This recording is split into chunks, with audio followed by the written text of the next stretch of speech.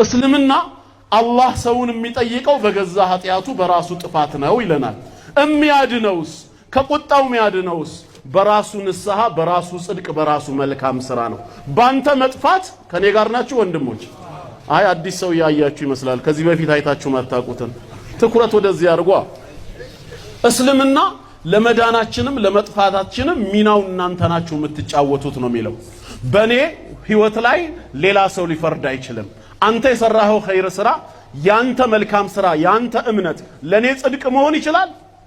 አይችልም። አንተና የሰራኸው እኔ አይደለሁም። በተቃራኒው ያንተ ኃጢያት ያንተ ክህደት ለኔ ኩነኔ መጥፋት መሆን ይችላል?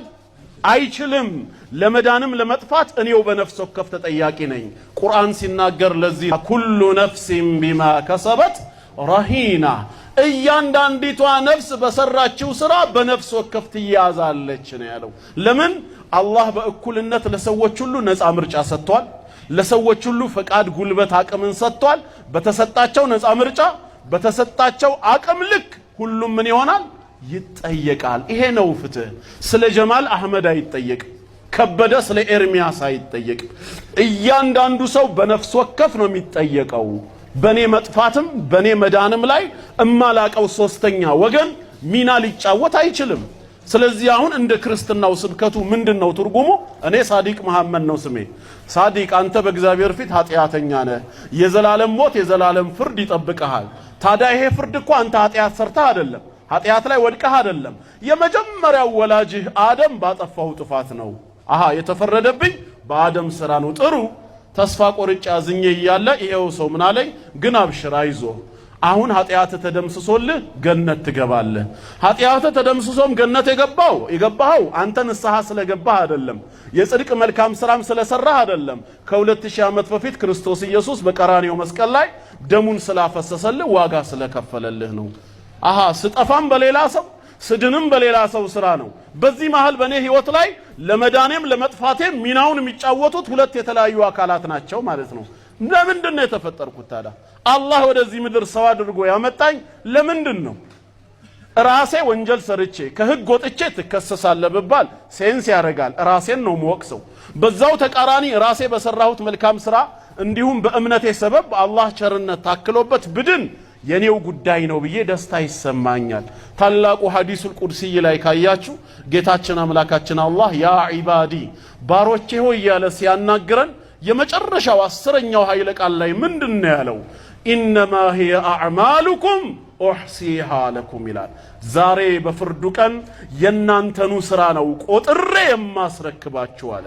ሌላው ይሰራላችሁን አላለም፣ የራሳችሁን ثم أوفيها إياه ثم أوفيكم إياها ያንኑ መልካም ስራ ምንዳውን ሞልቼ እሰጣችኋለሁ።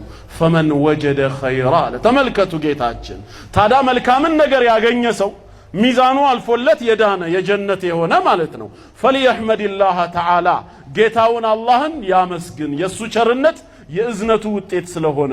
ወመን ወጀደ ገይረ ዛሊክ ከዚህ ውጭ ያገኘ ለጥፋት የሆነ ሰው ሚዛኑ የቀለለበትስ ኃጢያት ያወረሰውን አደምን ይውቀስ አይደለም ያለው። ፈላ የሉመነ ኢላ ነፍሰ ራሱን እንጂ ሌላን እንዳይወቅስ።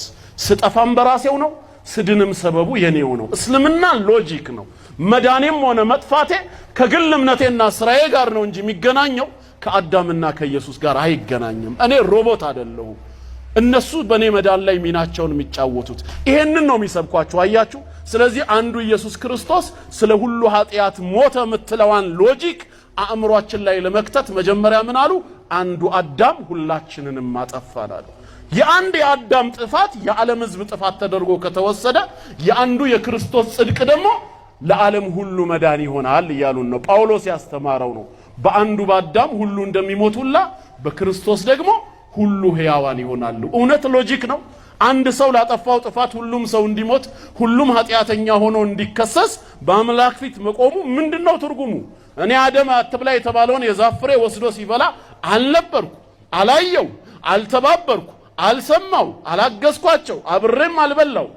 ምንም በማላቀው ነገር ከስንትና ስንት ሺህ ዓመታት በፊት ወይ ሳይንስ እንደሚለው ከሚሊዮን ዓመታት በፊት የነበሩ ሰዎች ባጠፉት ጥፋት ከስንትና ስንት ሺህ ወይ ሚሊዮን ዓመት በኋላ የመጣሁት እኔ የልጅ ልጃቸው ጥንት በተሰራው ኃጢያት አንተም ኃጢያት አለብህ ለዘላለም ሞት ተፈርዶብሃል አባትህ በሰራው ጥፋት ምንም ባልተሳተፍክበት ይሄ ነው ጌታ እንድታመልከው ልብህ የሚወደው ባልሰራኸው የሚፈርድ ነው ቸርነቱ ምኑ ላይ ነው አርrahማን الرحيم እጅግ በጣም ሩህሩህ አዛኝ ነው መባሉ ትርጉሙ ምኑ ላይ ነው ባልሰራኸው ሞትን የሚፈርድ ተመልሶ ደግሞ አሁንም እንደዚሁ ጠፋለው ብለህም አትዝጋ ራስ ባልሰራኸው ራስ ንስሐ ገብተህ ባልተጸጸትከው ስላንተ ጽድቅን የሰራልህ አንድ ሰው አለ በሱ ደግሞ ትድናለህ ነው ስለዚህ ስድንም ስጠፋም በራስህ አይደለም ስላንተ መዳን ስላንተ መጥፋት ሚናውን የሚጫወቱት ሌላ አካላት ናቸው ከተባለ አንተ የተገጠምክ መሳሪያ ነህ ሚና የለህም ነው ከዚህ ውጭ ያለው ይሄንን ነው እንድንቀበል የሚፈልጉት ማለት ነው